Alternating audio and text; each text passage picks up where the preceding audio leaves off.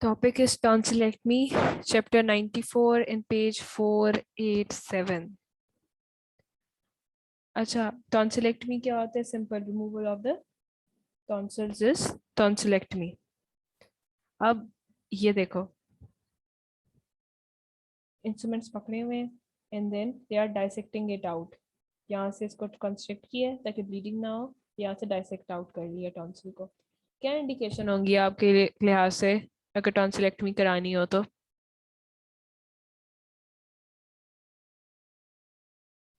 क्या इंडिकेशंस होंगी?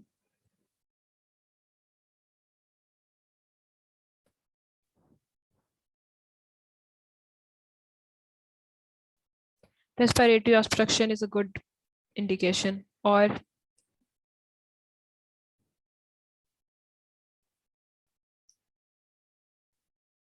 Chronic tonsillitis क्या, कैसे? सिर्फ एक, अब तक मुझे एक तो इसकी सबसे बड़ी इंडिकेशन जो होती है ना, स्लीप एपनिया होती है. अब क्योंकि एनलार्ज टॉन्सिल हुए होते हैं, do you remember kissing tonsils? वो इतने लार्ज होते हैं कि सांस लेना मुश्किल हो रही होती है ना. और स्लीप एपनिया होता है कि ये स्लीप डिसऑर्डर होता है. इसमें क्या करता है बंदा, सोते सोते उसकी सांस जो ब्रीथिंग हो रही होती है उसमें पॉजेज आ जाते हैं, फिर उठ के सांस लेता है. वो बेचारा रात को सो नहीं सकता सही से, और फिर डे टाइम में उसको नींद आती है. उसके बाद दूसरी है रिकरेंट हो रहा है. Recurrent is the biggest indication कि रिकरेंस है उसकी. उसके बाद एसोसिएटेड विद अदर इन्फेक्शन, या फिर उस थ्रोट रीजन में किसी और जगह की सर्जरी करनी है तो हमें उस एरिया से गुजरना पड़ेगा. अब हेल्थ रिस्क क्या क्या है while you undergo tonsillectomy? Complications की ना तीन हेडिंग बनानी होती है. एक एनेस्थीसिया से रिलेटेड, एक आपने बनानी होती है ब्लीडिंग से रिलेटेड, और एक तीसरी बनानी होती है इन्फेक्शन से रिलेटेड. क्योंकि जब भी आप बॉडी को एंटर करते हो, छोटा सा कट लगता है तो इन्फेक्शन का होता है. तो ये तो पूरी पूरी सर्जरीज हैं और मुंह के अंदर एंटर हो रहे हो. अच्छा, रोज पोजीशन किन और सर्जरीज में हम बनाते हैं?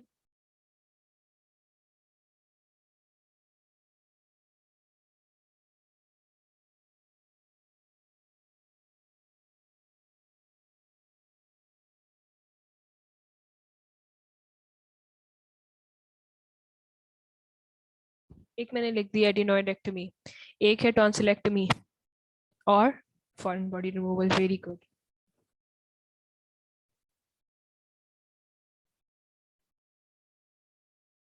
क्या आप लोगों को लगता है डिसएडवांटेजेस या एडवांटेजेस हैं रोज पोजीशन के?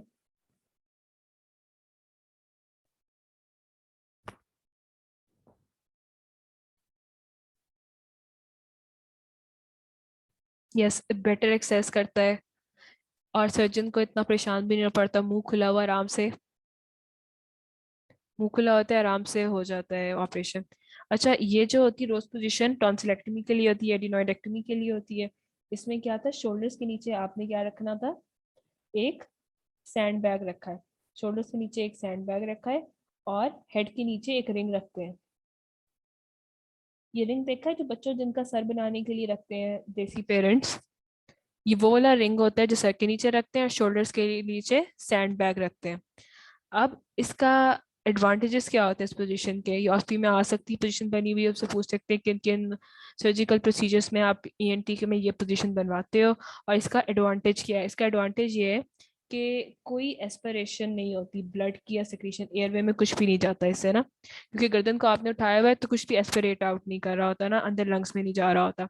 उसके बाद पोजीशन सेंस बनी हुई है, मुंह में सिर्फ बॉयल्स डेविस माउथ गैग लगा दो, ये मुंह खोल के रखने के लिए होता है इंस्ट्रूमेंट. और सर्जन के हैंड फ्री है, आराम से कोई पोजीशन बनाने की उसकी जरूरत नहीं, आराम से वो अपना सर्जरी कैरी आउट करे. तीसरा है कि वो हेड पे कंफर्टेबली सीट करके अंदर देख सकते हैं और सर्जरी कर सकते हैं. ठीक है, एक तो व्यूइंग में हेल्प करती है. दूसरा, पेशेंट को उसकी पोजीशन नहीं बना, सर्जन को उसकी पोजीशन नहीं बनानी पड़ती, वो ऑलरेडी बनी हुई होती है, सिर्फ माउथ गैप लगा के सर्जरी शुरू करनी पड़ती है. और कुछ भी एस्पिरेट ब्लड और सिक्रीशन जो भी वो काट रहा होता है ना, वो एस्पिरेट आउट, वो एस्पिरेट नीचे लंग्स में नहीं जा रही होती.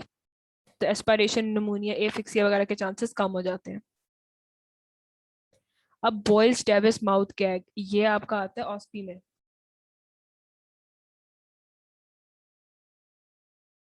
ये हो गया माउथ गैग जो माउथ को खोलने के लिए लगाते हैं, और ये हो गया टंग ब्लेड जिसे टंग डिप्रेस करते हैं.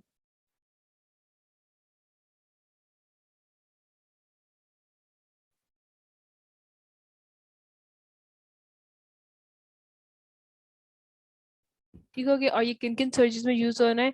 ये ओरल कैविटी में, पैलेट सर्जरी में, ओरोफेरिंक्स की टॉन्सिलेक्टमी में, एडिनोइडेक्टमी में, एंजियोफाइब्रोमा की अगर एक्सीजन करनी है। ये चैप्टर 94। ठीक हो गया। एक है गैग और फिर ब्लड ब्लेड से बॉयल्स टंग डिप्रेसर से आप नीचे करोगे इसकी टंग और फिर सर्जरी स्टार्ट हो जाएगी।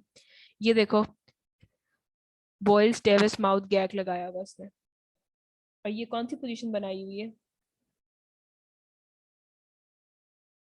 ये कौन सी पोजीशन बनाई हुई है?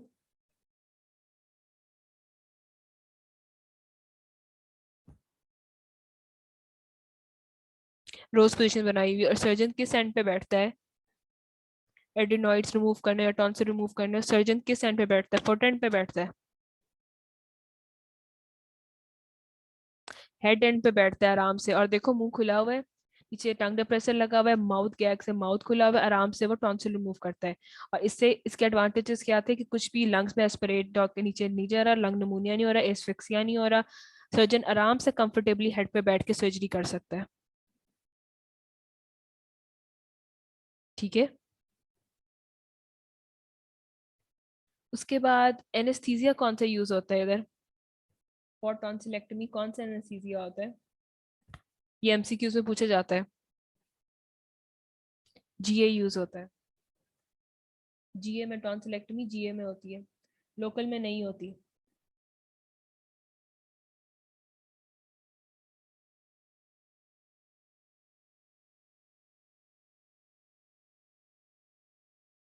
अच्छा, जब जीए में हम कर रहे होते हैं ऑपरेशन तो हम कौन सी ट्यूब डालते हैं? ये लास्ट टाइम भी हमने किया था, ईटीटी डालते हैं, एंडोट्रेकियल ट्यूब डालते हैं एयरवे को पेटेंट रखने के लिए। ईटीटी या एंडोट्रेकियल ट्यूब। उसके बाद ये इंस्ट्रूमेंट्स हैं, ये भी साथ साथ कर लो थोड़ा सा, ये पेज नंबर 5 और 9 पे है।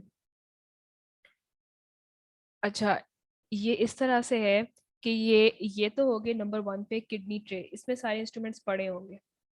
ये होगी किडनी ट्रे। फिर द इम्पोर्टेंट इंस्ट्रूमेंट इज ये जो 4 है, ये टॉन्सिल होल्डिंग फोर्सेप है। इससे क्या करोगे, यहाँ पे एक तो सर्जरी में या लाइट सर्जरी में जो आपकी सिजर्स होती हैं उनको भी फोर्सेप्स कह रहे होते हैं। तो ये जो पहला पहला 4th नंबर पे इंस्ट्रूमेंट है, ये आपका फोर्सेप है, इससे आप होल्ड करोगे, फिर उसके बाद कटिंग शुरू करोगे। ठीक हो गया। उसके बाद था, ये कराना था 5th वाला। 5th वाला इंस्ट्रूमेंट ना ये ऑस्पी में रखा जाता है, 4th रखा जाता है, 5th रखा जाता है। 5th में क्या है, एक तो एक साइड पे इसका है एंटीरियर पिलर रिट्रैक्टर और दूसरा है टॉन्सल डायसेक्टर। ठीक है, एक से डायसेक्ट करना और एक से रिट्रैक्ट करना इसकी। ये देखो, ये रखा जाता है, ये रखा जाता है। उसके बाद है,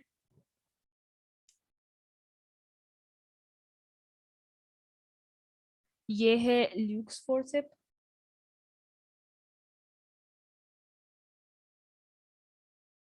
ये नीगस आर्टरी फोर्सेप है, अगर ब्लीडिंग हो रही हो तो इससे रोकनी है। उसके बाद 10th पे है ईव्स टॉन्सिलर स्नेयर। ये ऑस्ट्री में 10th वाला इंस्ट्रूमेंट बहुत ज्यादा रखा जाता है।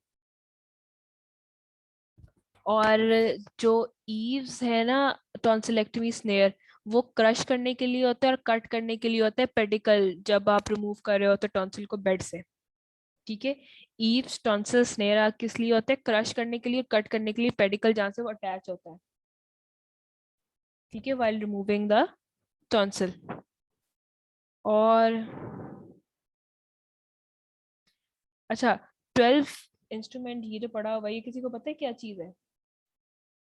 12, what is the 12th instrument? Name of the 12th instrument जो यहाँ पे पड़ा हुआ है।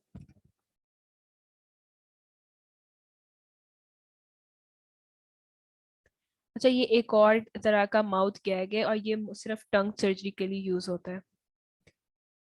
ठीक है, ये एक तरह का माउथ गैग है और ये टंग सर्जरी के लिए यूज होता है। What is 11th? ये क्या चीज है? अभी कराया ये, सिंपल टंग डिप्रेसर है।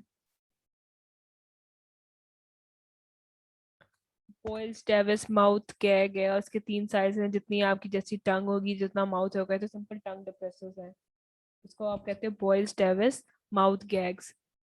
अच्छा एक ये देखो 14 और 15 में क्या पड़ा हुआ है, 14 में 15 में, 15 तो किडनी ट्रे होगी, इसके अंदर क्या पड़ा हुआ है, 14 में क्या पड़ा हुआ है?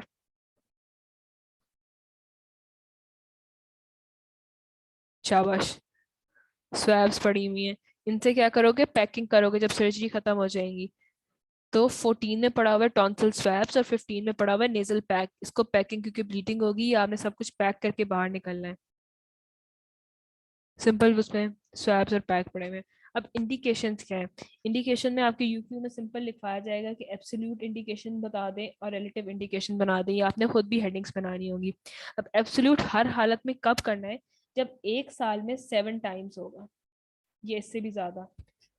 एक्यूट अटैक टॉन्सिलाइटिस का, एक्यूट अटैक में क्या क्या सिम्टम्स थे जब एक्यूट पेशेंट प्रेजेंट करता है? क्या सिम्टम्स होते हैं एक्यूट टॉन्सिलाइटिस के?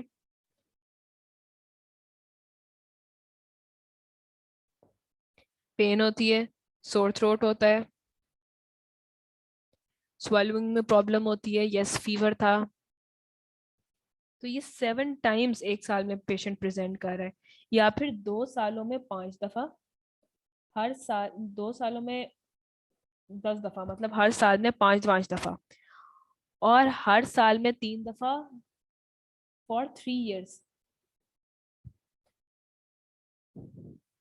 या फिर 2 और more lost school weeks in 1 year. 2 या 3 हफ्ते वो बच्चा स्कूल नहीं जा सका क्योंकि उसके गले में पेन हो रही थी। ये जो सर्वाइकल लिम्फ नोड्स होते हैं वो पेनफुल होते हैं, एनलार्ज होते हैं, पेनफुल होते हैं। या तो वो कॉम्प्लिकेशन डेवलप करके पेरिटॉन्सिलर एब्सेस जो हमने कल पढ़नी है, ठीक है, उसमें tonsillectomy 4 to 6 week after abscess में करनी होती है। जब एक्यूट इन्फेक्शन होती है ना, तो कोई भी सर्जरी अटेम्प्ट नहीं करनी, पहले उस इन्फेक्शन को रिजॉल्व करवाना है, फिर सर्जरी इलेक्टिवली के लिए, इसको इलेक्टिव का मतलब होता है फिर इसको टाइम देना है आपने। तो ये पेरीटॉन्सिलर एब्सेस जो है ये एब्सोल्यूट इंडिकेशन है अगर वो बन जाती है तो, लेकिन पहले एंटीबायोटिक्स खिलाओगे फिर आप उसका ऑपरेशन करोगे। और tonsillitis causing febrile seizures, what are febrile seizures? Febrile seizures होते हैं जब बच्चों को, छोटे बच्चों को फीवर होता है ना, तो उनको झटके पड़ते हैं।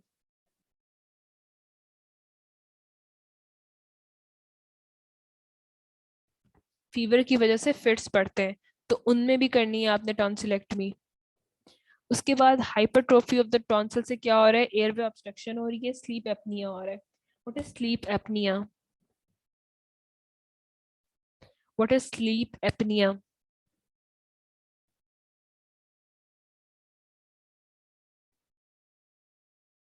सोते सोते सांस आना बंद हो जाता है, देयर इज अ पॉज, और आप फिर उठ के सांस लेते हो, ये सांस रुक जाता है। डिफिकल्टी इन ग्लूटिशन, निगलते में दर्द होती है। स्पीच में प्रॉब्लम हो रही है, स्पीच कौन सी वाली हो जाती है इसमें, टॉन्सिल्स में?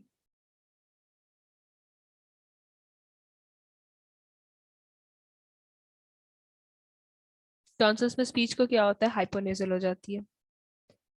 उसके बाद सस्पिशन ऑफ मेलिग्नेंसी है, कि अगर यूनिलेटरली एनलार्ज है तो मे बी लिम्फोमा भी हो सकता है उसे। ठीक है, तो आपने निकाल के उसका एक्सीजनल बायोप्सी करनी है। अच्छा, एक्सीजनल और इंसीजनल बायोप्सी में ये फर्क होता है, एक्सीजन में आप क्या करते हो, पूरा बड़ा सारा ऑर्गन निकाल के सारी चीज को बायोप्सी के लिए भेजते हो। और इंसीजनल बायोप्सी होती है कि ऑर्गन का जिसमें को आपने बायोप्सी करवानी है उसका एक छोटा सा पीस निकालना है। ठीक है, ये पूछ लेते होते हैं कि इंसिजन और एक्सीजन बायोप्सी में क्या फर्क होता है। अगर मैं अगर आप सस्पेक्ट कर रहे हो मेरे टॉन्सिल्स में मेलिग्नेंसी है, मैं पूरा टॉन्सिल निकाल लूँ तो एक्सटीजनल बायोप्सी होगी, फिर मैं शौकत खाना भेजूंगी। अगर मैंने टॉन्सिल्स में से सिर्फ अपना इतना सा 1 सेंटीमीटर का टुकड़ा निकाला है और पूरा टॉन्सिल छोड़ दिया है तो वो इंसिजनल बायोप्सी है। Is it clear? इंसिजनल और एक्सटीजनल बायोप्सी।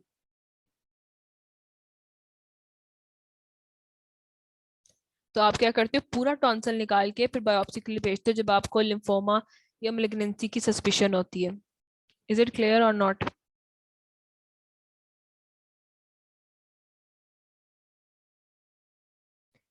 देखो, इंसिजनल बायोप्सी में क्या होता है, अगर आप लोगों को लगता है कि मेरे मेरे टॉन्सिल एनलार्ज हैं, ठीक है, आप लोगों को शक है कि इसको कैंसर है, तो क्या करते हो, उसमें से सिर्फ अगर 1 सेंटीमीटर का पार्ट निकाल के भेजा है आपने बायोप्सी होने के लिए, तो वो इंसिजनल बायोप्सी आई से। एक्सिजनल बायोप्सी होगी कि आपने पूरा मेरा टॉन्सिल निकाल दिया और फिर बायोप्सी के लिए भेजा, तो वो एक्सिजनल बायोप्सी होगी। तो इसमें क्या करते हो आप, टॉन्सिलेक्टमी इसलिए करते हो सस्पिशन ऑफ मैग्नेसी, पूरा टॉन्सिल निकाल के फिर बायोप्सी के लिए भेजते हो। Is it clear? से समथिंग,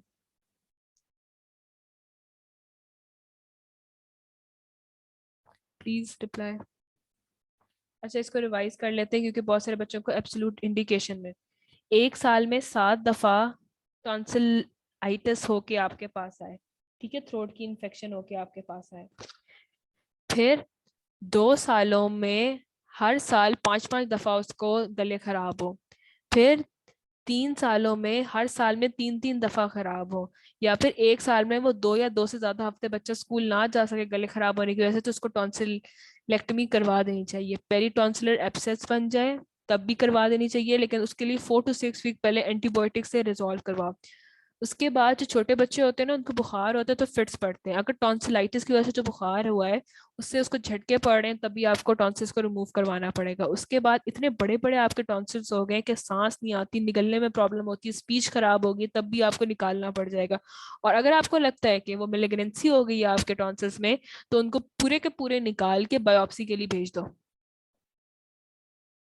अब ये क्लियर होगी स्लाइड?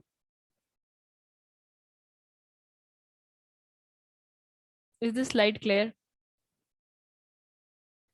अच्छा, अब रिलेटिव की तरफ आते हैं। रिलेटिव क्या क्या है? ये एनलार्ज टॉन्सिल्स है। एनलार्ज टॉन्सिल्स की क्या क्या कॉम्प्लिकेशन होती है? एक तो ये देखो, इनका पॉइंट ऑफ कांटेक्ट आया हुआ है। इनको क्या कहते थे, ये पेरेन्किमाइटिस में होते थे यूजुअली किसिंग टॉन्सिल्स। ये चिपके हुए हैं, इसमें क्या होगा इसको, ये रिलेटिव है इंडिकेशन या एब्सोल्यूट इंडिकेशन है फॉर टॉन्सिलेक्टमी? एब्सोल्यूट है। इससे क्या क्या होगा, स्लीप एपनिया होगा, डीग्लूटेशन में प्रॉब्लम होगी, व्हाट एल्स, स्पीच में इंटरफेरेंस होगी, तो इसलिए हमें ये रिमूव करवाने होंगे। अच्छा, एक है tonsillar cyst. Tonsillar cyst is relatively benign and we don't need to do tonsillectomy for it. वो सिम्टम लेस होती है टॉन्सिलर सिस्ट। उसके बाद टॉन्सिलर स्टोन्स में करनी होती है टॉन्सिलेक्टमी। अब रिलेटिव इंडिकेशन क्या है कि डिप्थेरिया कैरियर है। डिप्थेरिया में क्या होता है कि ऊपर उस पर मेम्ब्रेन आई होती है, ठीक है, डिप्थेरिया में मेम्ब्रेन आई होती है और एंटीबायोटिक से रिस्पॉन्ड नहीं करे, तो आप उनको रिमूव कर दो। उसके बाद स्ट्रेप्टोकोकल कैरियर्स, वो सोर्स ऑफ इन्फेक्शन है। How are tonsil source of infection?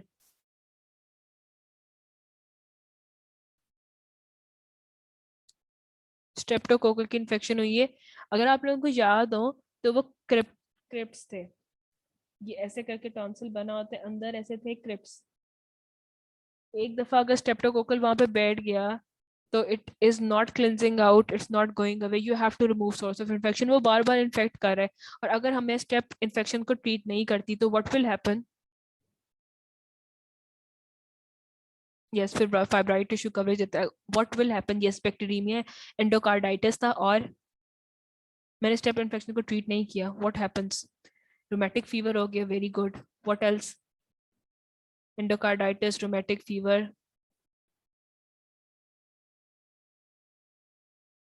एक और भी थी, यस, ग्लोमेरुलोनेफ्राइटिस, वेरी गुड। तो ये सारी चीजें, ये सोर्स ऑफ इन्फेक्शन है और सिस्टेमिक कॉम्प्लिकेशंस डेवलप हो रही हैं, so I need to remove tonsils. अच्छा, और जो क्रॉनिक टॉन्सिलाइटिस है जो दवाई से ट्रीट नहीं हो रहे और मुंह में बैड टेस्ट आ रहा है, बैड ब्रेथ आ रही है, हेलिटोसिस, क्योंकि वहां पे बैक्टीरियल इन्फेक्शन हुई पड़ी है, तो you need to remove tonsils. उसके बाद दोबारा रिकरेंट स्ट्रेप्टोकोकल टॉन्सिलाइटिस में अब वल्वुलर हार्ट डिजीज होती है, एंडोकार्डाइटिस, रूमेटिक फीवर, अभी जो बात कर रही है एक्यूट रूमेटिक फीवर, तो यू नीड टू रिमूव के स्ट्रेप का सोर्स जो है उसके क्रेप्स में पड़े हुए सारी इन्फेक्शन और pus, and you need to remove them. उसके बाद एंटीबायोटिक्स का कोर्स करना है। अच्छा, थर्ड इसकी इंडिकेशन है as a part of another procedure, कि आपने यहाँ से कहीं और जाना है। अगर आप फ्रेंजियोप्लास्टी कर रहे हो, ठीक है, स्लीप एपनिया के लिए, उनके क्या होते हैं कि यहाँ पे सारा ऑब्स्ट्रक्ट कर रहे होते हैं, हवा नहीं जा रही होती, तो आपने क्या करना है, यहाँ से रिमूव करके उसको बड़ा कर रहे हो एयरवे को, ठीक है, ओरल एयरवे को बड़ा कर रहे हो, तो उसमें आपको टॉन्सिल्स भी रिमूव करने की जरूरत पड़ेगी, क्योंकि वो भी ऑब्स्ट्रक्शन कॉज करते हैं, one of the causes of sleep apnoea, ठीक है। अगर स्लीप एपनिया के लिए आप पैलेट को इम्प्रूव कर रहे हो, पैलेट को सारे प्लास्टिक सर्जरी कर रहे हो पैलेट की, तो आपको टॉन्सिल्स को भी रिमूव करना पड़ेगा। एक तो ये होगी इसकी। उसके बाद अगर ग्लॉसोफ्रेंजियल नर्व को कर रहे हो, कट कर रहे हो, तो आपको टॉन्सिल्स को रिमूव करना पड़ेगा, क्योंकि ये उसी के बेड में लायल करती है क्रेनियल नर्व 9। उसके बाद रिमूवल ऑफ स्टॉइलाइट प्रोसेस को करना है, तब भी आपको टॉन्सिल्स को रिमूव करना पड़ेगा। इज इट क्लियर कि as a part of other procedure, कि अगर आपने पैलेट की प्लास्टिक सर्जरी करके अच्छी कर रहे हो जिसको, क्योंकि स्लीप एपनिया है, तो आपको टॉन्सिल्स को रिमूव करना पड़ेगा। दूसरी बात है, अगर आपने ग्लॉसोफ्रेंजियल नर्व को काटना है, तो वो टॉन्सिल के बेड में पड़ी होती है, आपको टॉन्सिल्स को रिमूव करना पड़ेगा। क्रेनियल नर्व 7 को अगर आपने काटना है किसी और प्रोसीजर के लिए, तो आपको क्या पड़ेगा, टॉन्सिल को रिमूव करना पड़ेगा, क्योंकि वो टॉन्सिल्स के बेड में पड़ी होती है।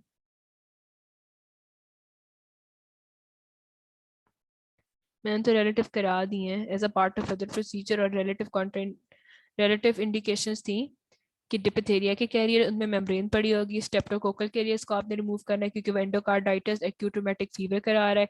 और दूसरी बात, जिनके मुंह से बैड स्मेल आ रही है because of chronic tonsillitis, chronic infection of tonsil, so you have to remove the tonsil. वो रिलेटिव है, पेशेंट की ओन चॉइस है, रिलेटिव मीन्स पेशेंट की अपनी चॉइस है। अब कॉन्ट्रा इंडिकेशंस क्या क्या है इसकी?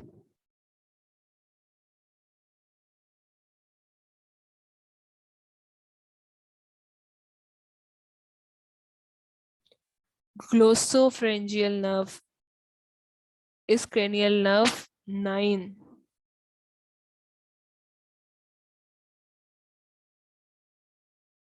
क्रेनियल नर्व 9, जिसको जो गलत कह रहे हैं वो करेक्ट कर लें। क्रेनियल नर्व 9 की जिसकी कट करनी है, तो वो टॉन्सिल्स के बेड में पड़ी होती है, इसलिए मैं कहती हूँ कि एनाटमी साथ साथ किया करो। बेड ऑफ टॉन्सिल्स का पता होता है उसमें क्या क्या स्ट्रक्चर्स होते हैं, तो आपको टॉन्सिल्स रिमूव करके वहां तक पहुंचना पड़ेगा, क्रेनियल नर्व 9 तक। अच्छा, अब रिलेटिव कॉन्ट्रा इंडिकेशंस क्या है? हीमोग्लोबिन अगर लेस देन 10 हो, तो आप कोई सर्जरी भी अटेम्प्ट नहीं करते, कोई सर्जरी भी अटेम्प्ट नहीं करते अगर हीमोग्लोबिन लेस देन 10 हो। You send the patient back, उसे कहते हो आप हीमोग्लोबिन अपना इंप्रूव करें, and then we will do a surgery. ठीक हो गया, उनसे कहते हो then we will do a surgery. उसके बाद अगर एक्यूट इन्फेक्शन है अपर रेस्पिरेटरी ट्रैक की, या एक्यूट टॉन्सिलाइटिस है, तो आप उसे कहोगे कि पहले अपनी इन्फेक्शन को रिजॉल्व करो, ट्रीटमेंट लिख के दोगे, एंटीबायोटिक्स 6 to 7 वीक्स के लिए। उसे कहोगे जब इन्फेक्शन रिजॉल्व हो जाएगी फिर ही मैं प्रोसीजर कर सकता हूँ, उससे पहले मैं प्रोसीजर इन्फेक्शन में किसी कोई प्रोसीजर नहीं कर सकता। उसके बाद जो चिल्ड्रन है अंडर 3 years ऑफ एज, उनमें ये जनरल एनेस्थीसिया में होगी, तो बहुत कॉम्प्लिकेशंस होती हैं, so we don't want to do it under 3 years of age में। उसके बाद अगर क्लेफ्ट पैलेट है, तो उसमें एडिनोइडेक्टमी नहीं करते थे, टॉन्सिलेक्टमी नहीं करते, क्या रीजन है?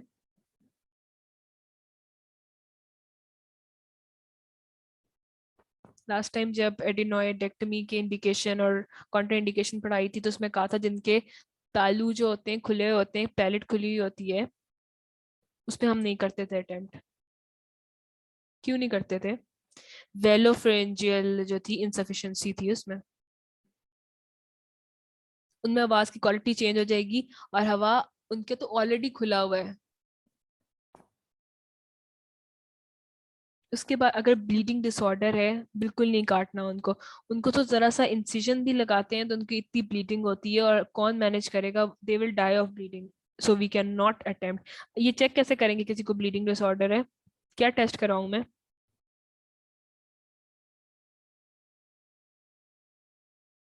शाबाश, कोएगुलेशन प्रोफाइल।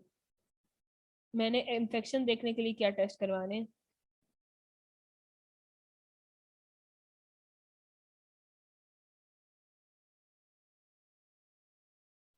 इन्फेक्शन देखने के लिए मैंने कौन सा टेस्ट कराना है?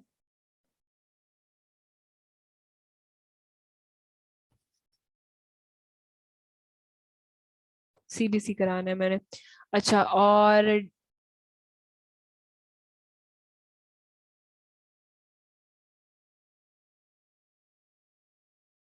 उसके बाद एक कॉन्ट्राइंडिकेशन है कि जिसको डायबिटीज है, कार्डियक डिजीजेस है, हाइपरटेंशन है, एस्मा है, उनका नहीं करना डायबिटीज में, क्योंकि पुअर वूंड हीलिंग होती है ना।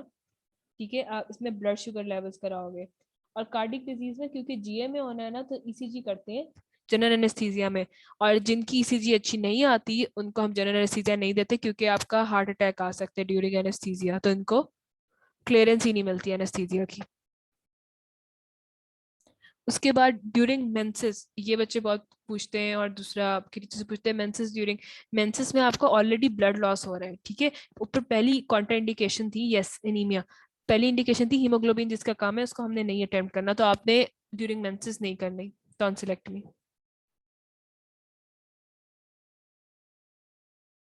उसके बाद ये भी एक यूक्यू है, ये मेथड्स आपको आने नहीं चाहिए, लेकिन इनके कोल्ड और हॉट के नेम सिर्फ मेमोराइज करने, मैं इस पर लिख देती हूँ, मेमोराइज करना है ये टेबल।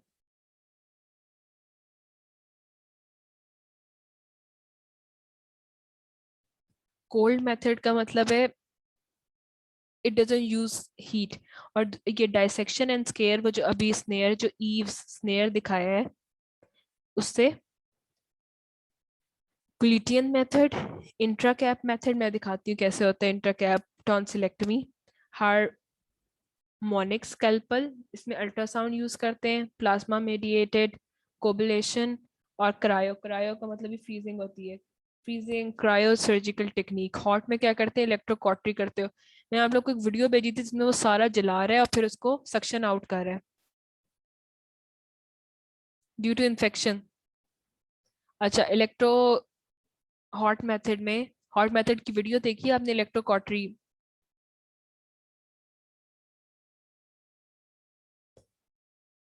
कॉटरी क्या चीज होती है? कॉटरी में सारा वो टॉन्सिल्स जला रहा है और उसके बाद सक्शन आउट कर रहा है वो चीजें निकाल के। लेजर भी वार्म होते हैं और रेडियो फ्रिक्वेंसी भी वार्म होती है। ये नेम्स याद करने हैं। ये मेथड्स की पिक्चर है। टॉन्सिल ग्लूटियन, इसमें क्या होता है, कोल्ड मेथड इसलिए क्योंकि ये स्टील का बना हुआ है, इसमें कोई जला वला नहीं रहे हम, ये कोल्ड मेथड है। हॉट में आप लेजर लगाओगे, इलेक्ट्रोकॉटरी करोगे। इलेक्ट्रोकॉटराइजेशन हॉट है कि कोल्ड मेथड है?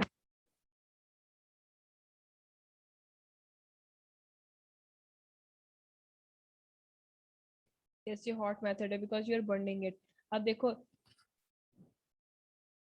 ये कॉटरी क्या कर रहा है, टॉन्सिल्स को पहले होल्ड करके कॉटरी करके जला रहा है उनको, और उसके बाद फिर उनको क्यूरेट आउट कर लेगा।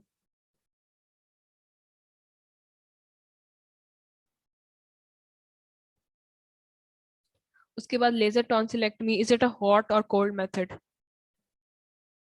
लेजर से उनको जला देना और फिर निकालना, लेजर से जला देना, it's a hot method.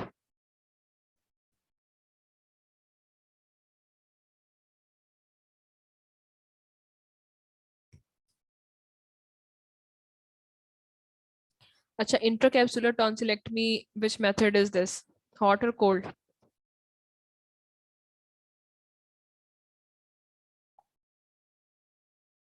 Intracapsular is cold method.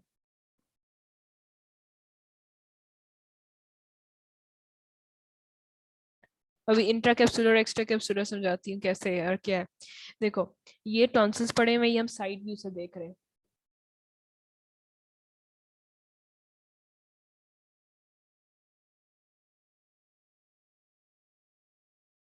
ठीक हो गया, ये साइड व्यू है और ये दो टॉन्सिल्स पड़े हुए हैं। अब एक्स्ट्रा कैप्सुलर में आपने क्या किया, टॉन्सिल को रिमूव कर दिया विद इट्स कैप्सूल। नीचे जो इसके मसल्स बेड पड़े हुए थे वो एक्सपोज पड़े रह गए। ठीक है, इसमें it bleeds more extra capsular inter capsular hot method है कोल्ड मेथड है? यस, दोनों जो है कोल्ड मेथड है। में कटिंग करनी है ना आपने, ब्लेड्स वगैरह यूज करके, वो सारे कोल्ड मेथड है। हॉट मेथड जिनमें आपने लेदर यूज करने या कॉटरी यूज करने, जिनमें बर्न कर रहे हो, इसमें आप कोई बर्न नहीं कर रहे, इसमें हम कटिंग कर रहे हैं। इसमें क्या करते हैं हम, टॉन्सिल का जो कैप्सूल है ना वो छोड़ देते हैं, इससे ब्लीडिंग कम होती है, क्योंकि हमने अभी तक वो नर्व्स और ब्लड वेसल्स को एक्सपोज ही नहीं किया। जो बेड ऑफ टॉन्सिल है उसको हमने एक्सपोज ही नहीं किया, इसमें छोड़ देते हैं। इसको इंट्रा कैप्सूलर कहते हैं, हम कैप्सूल को पीछे छोड़ देते हैं। इंट्रा और एक्स्ट्रा कैप्सूलर क्लियर हो गए?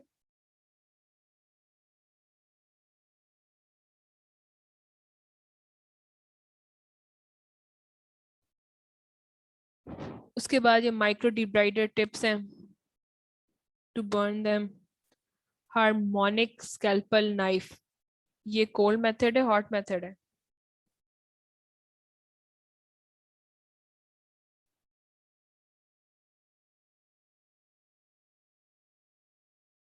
Is it cold? Yes, it's a cold method. इसमें अल्ट्रासाउंड वेव यूज करते हैं।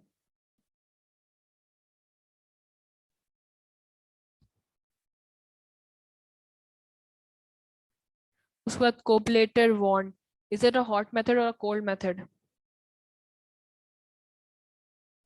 क्लो कोपलेटर में ना लो टेम्परेचर पे रेडियो फ्रिक्वेंसीज को यूज करते हैं।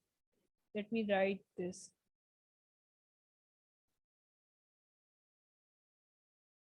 लो फ्रिक्वेंसी, लो टेम्परेचर पे रेडियो फ्रिक्वेंसी को यूज करते हैं, इसलिए ये कोल्ड मेथड है।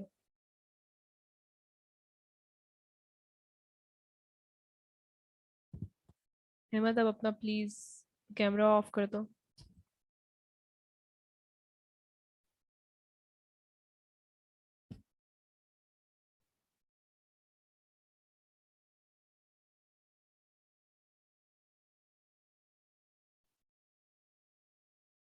अच्छा, कोबुलेशन टॉन्सिलेक्टमी दिखाई हुई है।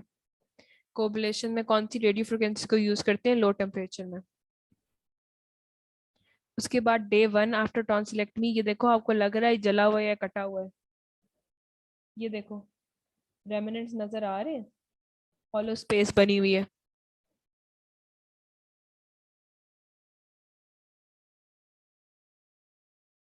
उसके बाद इधर देखो, throat after some day tonsillectomy, वो ग्रो कर गया पिलर, और यहाँ पे कोई ऐसे कुछ जला हुआ नहीं गया, सम डेज बाद वो पूरा हो गया, नॉर्मल हो गया।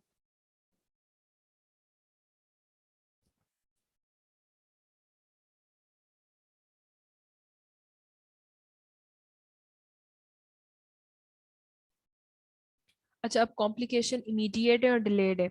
इमीडिएट होती है वो उसी वक्त हो रही हो जब आप ड्यूरिंग ऑपरेशन ही हो गई।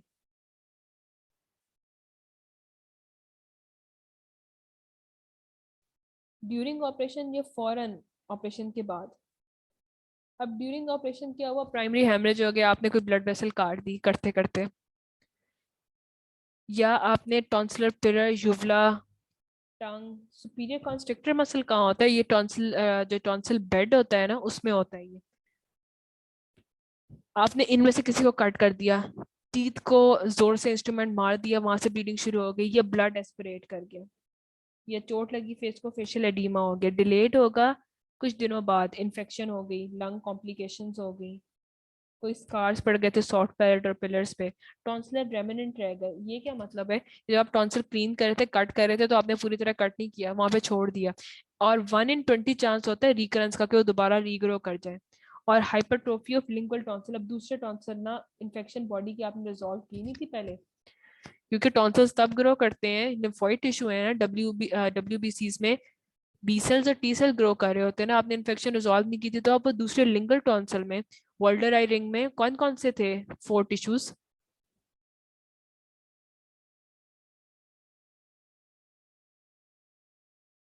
वर्ल्डर आई रिंग में कौन से थे 4 tissues? Adenoid, tubal tonsils, palatine tonsils, lingual tonsils ना। तो अब लिंगुअल टॉन्सिल्स की हाइपरट्रोफी होगी, क्योंकि because you never resolve the infection. अब ये मैंने टेबल बना दी है, दिस इज योर यूक्यू। उसमें पूछते हैं प्राइमरी सेकेंडरी और ना रिएक्शनरी हेमरेज का, और इसको ट्रीट कैसे करना है और उसकी कॉजेज क्या क्या है। अब प्राइमरी हेमरेज होता है ऑन द टेबल, ये ओटी में ही हो जाता है। और ये हुआ क्या था, ड्यूरिंग सर्जरी आपने क्या किया, ब्लीडिंग वेसल, कोई कट लगाया और वेसल ब्लीड करने लग गई। अब मैनेजमेंट क्या है कि आपने उसी वक्त वहां पे प्रेशर लगाना है या लाइगेचर लगाना है, स्टिच कर देना है वेस ब्लीडिंग वेसल को, या इलेक्ट्रोकॉटरी से क्या करना है, उसको जला देना है वेसल को। अब रिएक्शनरी हैमरेज होता है आफ्टर 24 आवर्स, और ये होता है कि कोई ब्लड क्लॉट बना था लेकिन अब वो दोबारा ब्लीड कर रहा है, कोई वेजो डायलेशन हो गई, उसके बाद आपने वेजो कॉन्स्ट्रिक्टर दिए हुए होते हैं, या फिर पोस्ट ऑफ बीपी राइज कर गया, इसीलिए कॉन्ट्राइंडिकेशन थी हाई बीपी, तो आपने मॉनिटर करना जिसका बीपी था, ब्लीडिंग डिसऑर्डर थे, या फिर कफ किया उससे इंक्रीज वेनस प्रेशर बढ़ गया। जेवीपी आप लोगों को पता है वो कफिंग से रेचिंग से आपका वेनस प्रेशर इंक्रीज हो गया। स्लिपर ऑफ लाइगेचर होता है जब आपने स्टिचेस लगाए थे वो खुल गए, वो स्लिप कर गए, वो खुल गए। तो अब आपने ये कैसे करनी है कि क्लॉट को सक्शन आउट कर दो, वेसोकॉन्स्ट्रिक्टर्स एड्रेनालिन वगैरह की एप्लीकेशन करवाओ, लाइगेशन करवाओ, इलेक्ट्रोकॉटरी करवाओ, और ये सब कुछ अंडर जीए में करवाओ। दोबारा बुलाओ, उसको एक्सप्लोर करो कि क्या गलती आपने की है और सब कुछ दोबारा ठीक करो। सेकेंडरी हेमरेज होते हैं 5th to 10th day of post op, 5 या 10 दिन बाद, और ये इसलिए हो रहा होता है सेप्सिस इन्फेक्शन हो गई है, या जो मेम्ब्रेन्स थी वो सेपरेट हो गई और उनमें से ब्लीडिंग शुरू हो गई है, ये टॉन्सिलर बेड की इन्फेक्शन हो गई है। किस सर्जरी में हमने टॉन्सिलर बेड को एक्सपोज कर दिया था, एक्स्ट्रा कैप में, इंट्रा कैप्सुलर टॉन्सिलेक्टमी में।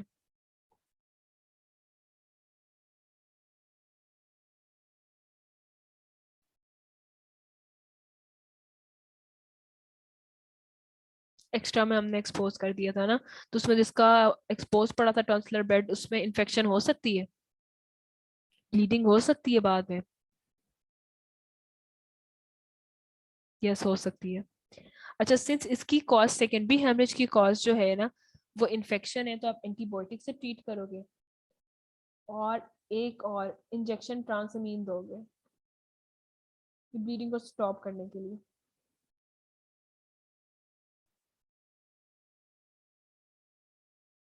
एंटीबायोटिक्स खाने के लिए दोगे क्योंकि सेप्सिस की वजह से ब्लीडिंग हो रही है। अब ये पोस्ट टॉन्सिलेक्टमी हेमरेजेस दिखाए हुए 5 year old बॉय में 6 day आफ्टर टॉन्सिलेक्टमी। अगर 6 day पे हो रहा है आफ्टर टॉन्सिलेक्टमी तो वो प्राइमरी है, सेकेंडरी है या रिएक्शनरी, कौन सा वाला हेमरेज है, और ये सब आंसर करो। जो भी 54 पार्टिसिपेंट्स हैं सारे आंसर करें।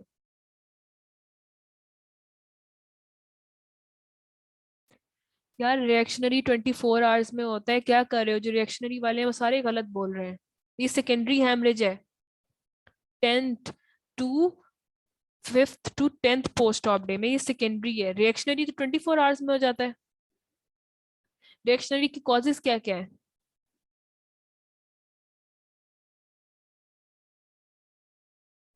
सेप्सिस। रिएक्शनरी की कॉजेज बताओ, रिएक्शनरी की।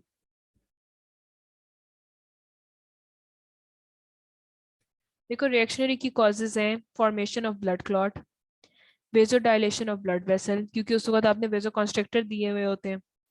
उसके बाद post op rise in BP, increase venous pressure by coughing और रेचिंग, और स्लिपिंग ऑफ लाइगेचर, जो आपने स्टिचेस वगैरह लगाए हैं, सूचर्स लगाए हैं, वो खुल गए हैं आपके। रिएक्शनरी 24 आवर्स में होगा, फौरन हो जाएगा। जो उसी वक्त टेबल पे होगा वो प्राइमरी होगा, और ये जो 6th पोस्ट ऑफ डे पे आएगा वो कौन सा होगा, सेकेंडरी होगा, और उसका क्योर होगा, सेप्सिस हो रही होगी, इन्फेक्शन हो रही होगी, टॉन्सिलर बेड आपने एक्सपोज कर दिया था।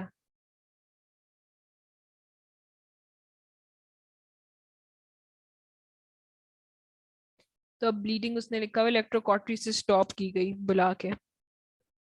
अच्छा, ये अब ऐसी क्यों अटेम्प्ट करो, what is the indication of tonsillectomy, what are the indications.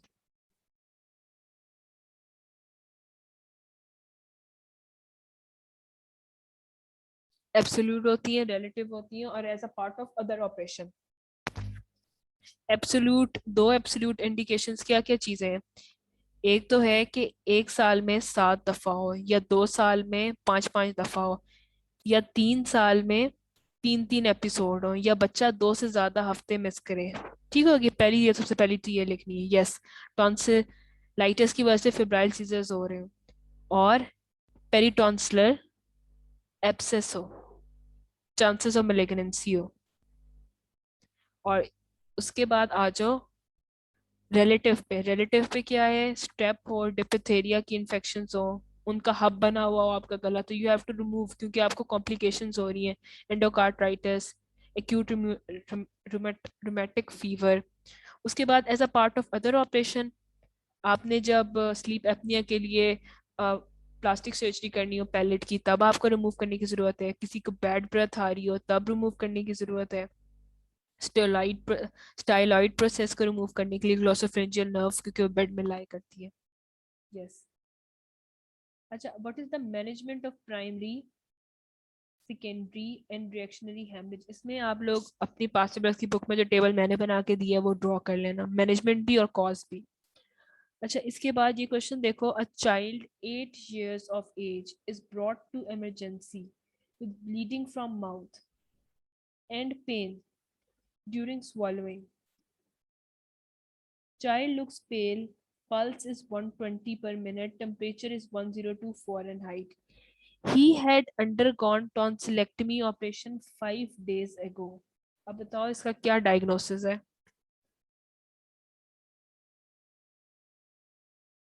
कैसे पता चला सेकेंडरी हेमरेज है?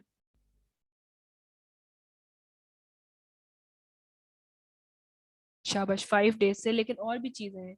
एक एक चलो हिंट आप लोगों ने सही पकड़ा, 5 डेज से। और भी चीजें हैं, मुझे बताओ इसमें से। सिर्फ अगर 5 डेज की ना भी बात हो तो कैसे पता चल रहा है? भाई इन्फेक्शन कॉज होती है सेकेंडरी हेमरेज की। फीवर देखो 102 फॉरेनहाइट है उसको।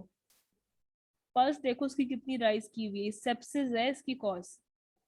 लिखो इसमें secondary haemorrhage most likely due to sepsis. इतना ज्यादा उसको हुआ भाई, सेप्सिस हुआ होगा उसको, most likely due to sepsis. And how will you manage this child? एक इंजेक्शन ट्राजामीन लगाओ, दूसरा एंटीबायोटिक्स दोगे आप उसको, तीसरा यू हैव टू एग्जामिन कि ब्लड कहाँ से आ रहा है, क्या प्रॉब्लम हुई हुई है। अच्छा, enumerate 4 different method of tonsillectomy. इसमें आप लोगों ने दो दो हेडिंग बनानी है, कोल्ड एंड हॉट। दो हॉट मेथड्स बताओ, दो हॉट मेथड्स बताओ।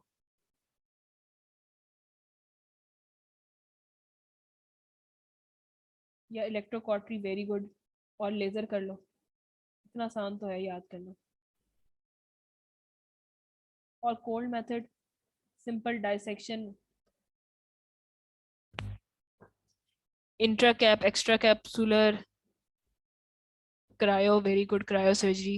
और क्या चीज थी कोल्ड में? को हाँ, कोबुलेटर्स, हार्मोनिक स्कैल्पल टेक्निक,